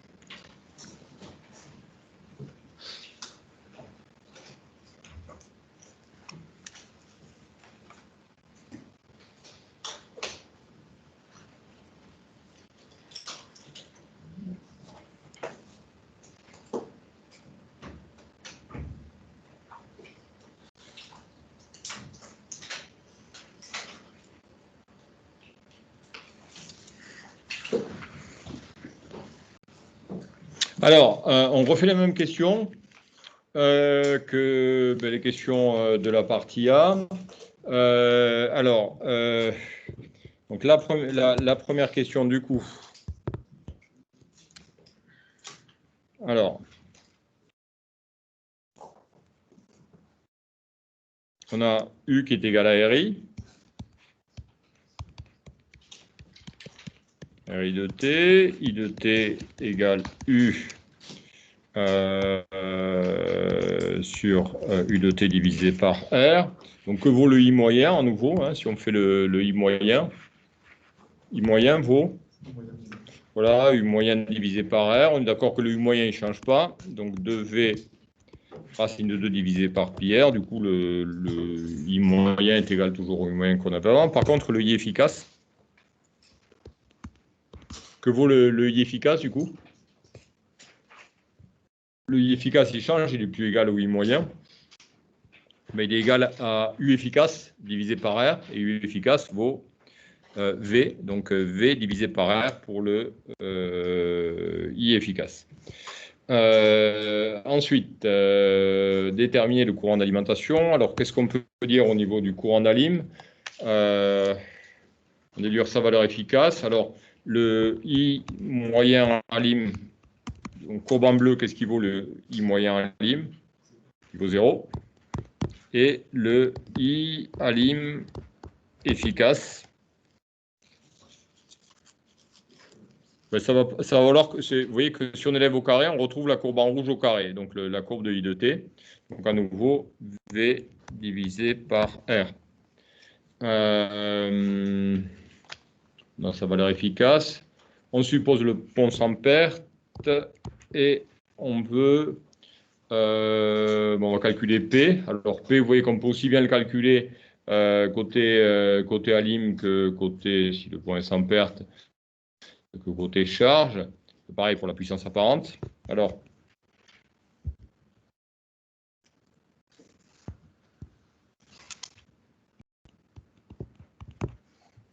que vaut le grand P?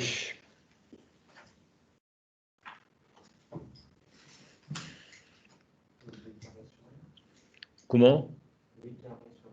Alors, V carré sur R ou RI carré, effectivement, puisque vous avez une charge qui est purement résistive. Voilà,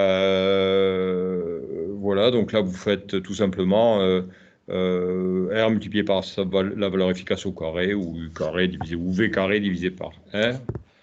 Donc, RI carré, on va mettre RI carré. Ensuite, on a besoin du S de la puissance apparente. Donc là, on peut la calculer côté alim. Alors, côté alim, on a S qui vaut V multiplié par I. On peut aussi écrire que on sait que V est égal à I. Voilà. On peut en déduire le facteur de puissance. Alors, vous voyez que là, vous allez voir, ça va être un petit peu différent de ce qu'on avait tout à l'heure. Alors, le F de P, F de P égale P sur S. Donc, RI carré divisé par B fois I. Donc, RI sur V. Donc, V divisé par V. Et ici, le facteur de puissance vaut 1. Il n'y a pas de puissance déformante du coup. Vous voyez qu'à la lime, on retrouve un courant qui est parfaitement sinusoïdal.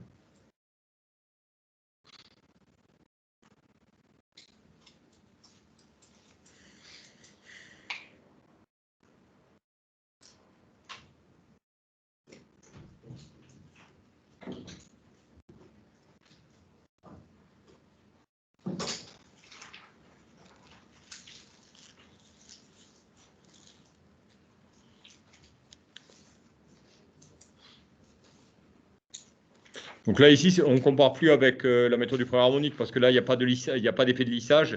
Donc la méthode du premier harmonique ne suffit plus. Hein. On est obligé de tenir compte de tous les harmoniques, si vous voulez. On ne peut pas tenir compte juste du premier harmonique, on n'a plus la bobine. Hein. Donc la question 4, voilà, on ne fait pas ça. Alors, donc ici, question 5, pas de puissance déformante.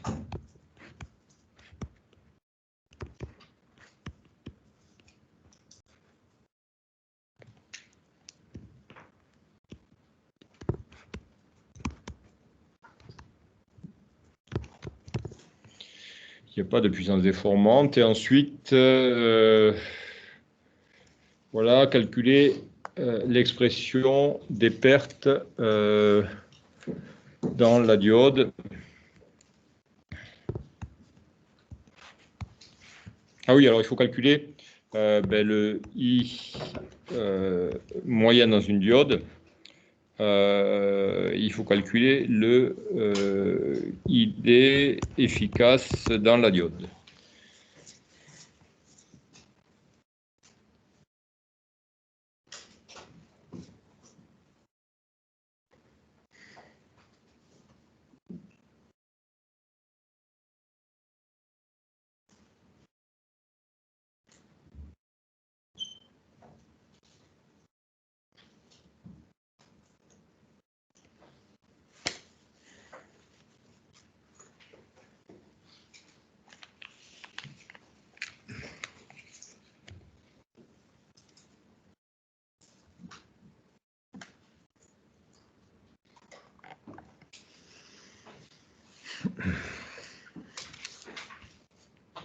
Alors je reviens aux formes d'onde du courant dans la diode. Alors qu'est-ce que je peux dire du ID moyen? Alors toujours le regarder par rapport à I moyen. Qu'est-ce qu'on peut dire du ID par rapport à... Oui.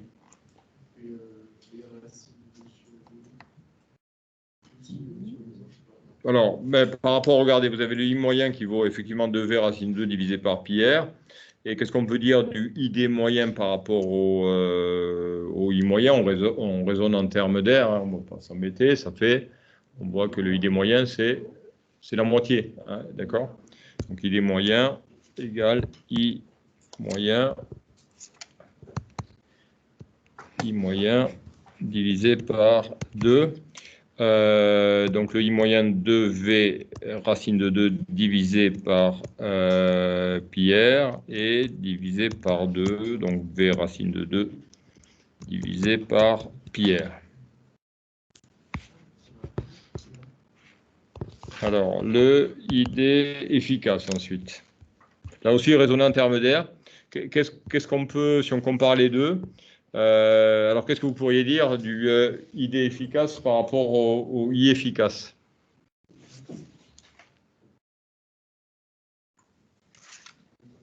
Oui. Il manque pas? Ici? Non, parce que ici vous avez I de t qui vaut U de, c'est pas la valeur moyenne. Ça c'est la valeur instantanée de I de t. Donc I de t instantané vaut U de t divisé par R. Et U de t c'est une sinusoïde redressée double alternance de valeur crête égale à V racine de 2. Donc V racine de 2 sur R, et puis pour le I à Lim, moins V racine de 2 sur R. D'accord? Alors, donc, alors, qu'est-ce qu'on peut dire pour le ID efficace? Ben là, c'est pareil, il faut regarder ce qu'il faut comparer. Vous voyez, c'est le I carré de t qui est en rouge. Il faut le comparer. Il faut comparer l'air. Alors, qu'est-ce qui se passe? J'arrive plus à écrire. Alors, effectivement, alors qu'est-ce qui vaut la moitié? La valeur efficace de la diode va être égale à la valeur efficace du courant divisé par I. Non. C'est à nouveau divisé, regardez, si vous racine de 2, parce que vous voyez ce que vous intégrez. Ah, qu'est-ce qui se passe? Alors, il faut comparer. Il faut comparer I carré de t à ID carré. Donc, vous tracez les deux, et vous voyez qu'en termes d'air, vous avez, si vous prenez sur une période, vous avez 2 fois plus d'air sous I carré que sous ID carré. Donc, en fait, ce que vous pouvez écrire, c'est que le grand I carré vaut ID, plutôt que le ID carré vaut grand I carré divisé par 2. D'accord, et donc ID vaut I divisé par racine de 2.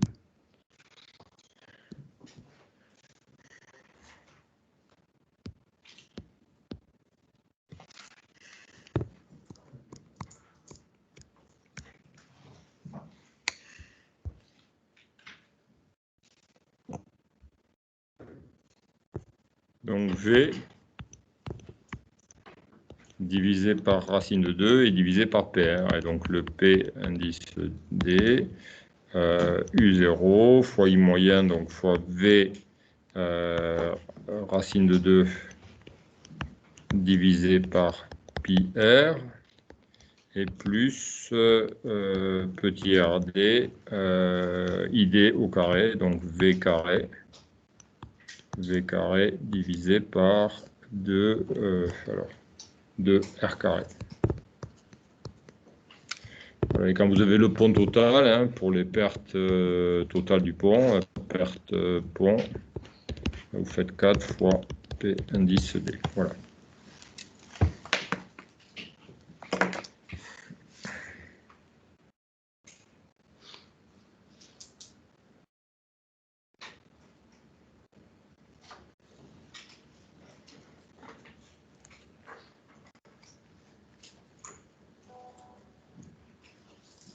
Voilà. Alors j'attends vos questions, je n'irai pas plus loin parce que je ne vais pas commencer la partie, l'exercice 2 qui est un peu plus compliqué parce que c'est une charge active, donc c'est une charge qui va entraîner des discontinuités dans la conduction du courant, c'est-à-dire qu'elle va conduire à laisser passer le courant à un certain moment, le bloquer à d'autres moments. Donc on a des discontinuités de courant, donc c'est un peu plus compliqué. Donc si vous avez des questions, n'hésitez pas. Pas de questions particulières? Voilà, s'il n'y a pas de questions, on arrête ici.